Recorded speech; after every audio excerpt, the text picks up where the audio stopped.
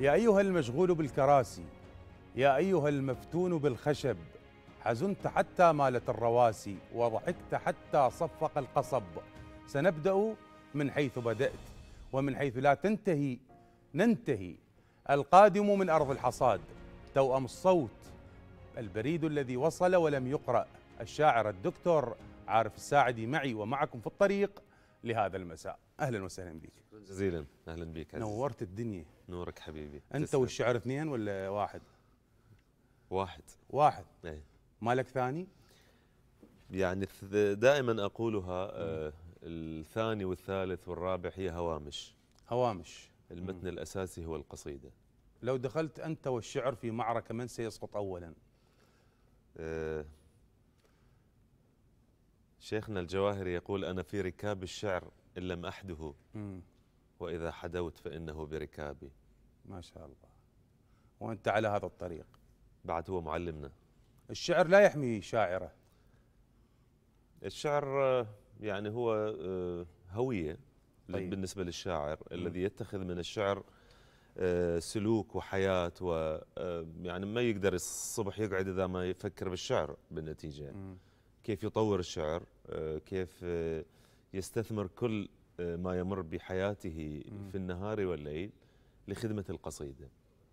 بهذه الطريقة تعامل مع الشعر.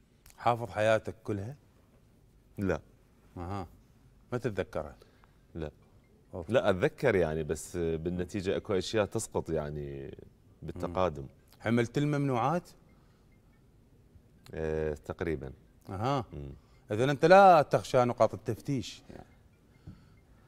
والله الخشيات هي متنوعة، يعني اكو خشيات اجتماعية وخشيات دينية ونقاط تفتيش عامة وخاصة.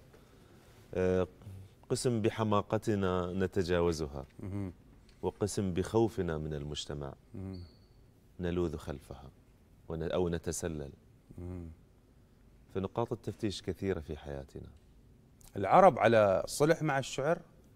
العرب لا يملكون غير الشعر. العرب يعني المادة الأساسية لثقافتهم ووعيهم تشكلت من خلال الشعر. وقديما قالوا أن الشعر هو ديوان العرب.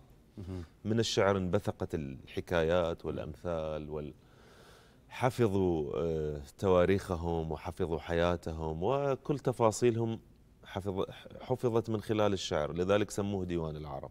هل تعرض العرب إلى خديعة شاعر؟